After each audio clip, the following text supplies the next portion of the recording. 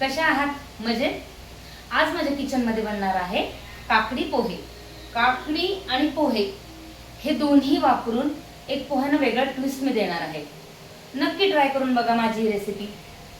चला, यासाठी आपल्याला लागणार आहे 3 वाटी पोहे, 3 वाटी काकडीचा किस, हिरव्या मिरच्या 5-6, अर्धी वाटी डाळव्याचा थोडंसं मिक्सरमधून थोडासा जाडसर कूट करून घ्यायचा, कोथिंबीर इच्छेनुसार, मीठ, साखर, लिंबू, ओल्या नारळाचा किस मिक्सरमधून करून घ्या नाहीतर खवून घ्या. आणि फोडणीसाठी लागणार आहे मोहरी, जिरे, हिंग. सर्वप्रथम पोहे चाळणीने चाळून छान स्वच्छ करून घ्यायचे. नंतर एक पोह्याचा थर असं साधारण एवढा द्या. त्याच्यानंतर काकडीचा पुन्हा एक थर,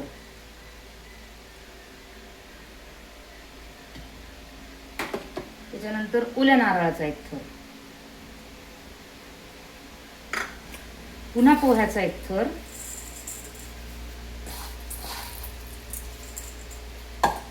त्याच्यावर पुन्हा काकडीचा एक थर,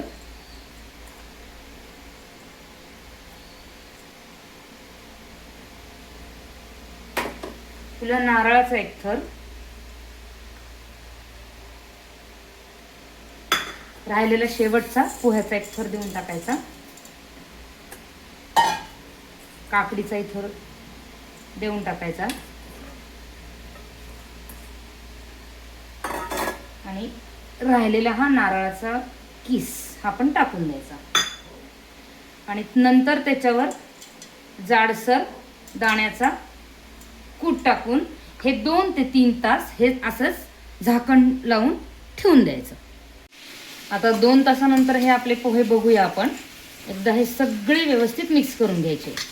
आणि एक छोटीशी टिप सांगते, जर तुम्हाला असं वाटलंय की तुमचे पोहे अजूनही तेवढ्या प्रमाणात भिजलेले नाही आहेत बाबा काकडी टाकूनही, तर काय करायचं, एक पाण्याचा थोडासा शिपका मारायचा आणि पुन्हा एक 2-3 मिनटं वाट बघायची, म्हणजे ते पोहे मऊ होतात. आता ह्याच्यामध्ये राहिलेलं साहित्य मिक्स करून घेऊया. कोथिंबीर, हिरव्या मिरच्या कच्च्याच टाकायच्या, फोडणीमध्ये नाही मिक्स करायच्या. आवडीनुसार साखर,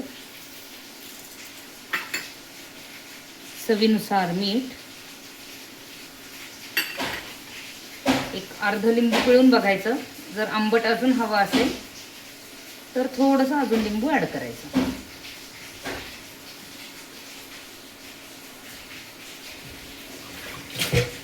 तेल गरम झालेलं आहे. त्याच्यानंतर आता ह्याच्यामध्ये आपण मोहरी ऍड करूया.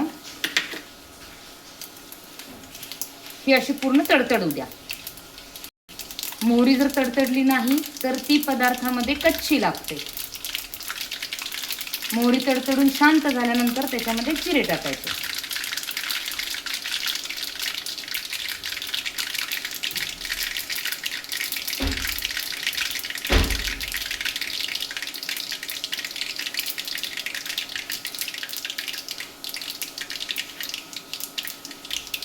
आता जिरे टाकूया. जिरेनंतर कढीपत्ता, गॅस बंद करून हिंग टाकायचा आणि ही गरमागरम फोडणी आपल्या पोह्यावर टाकायची.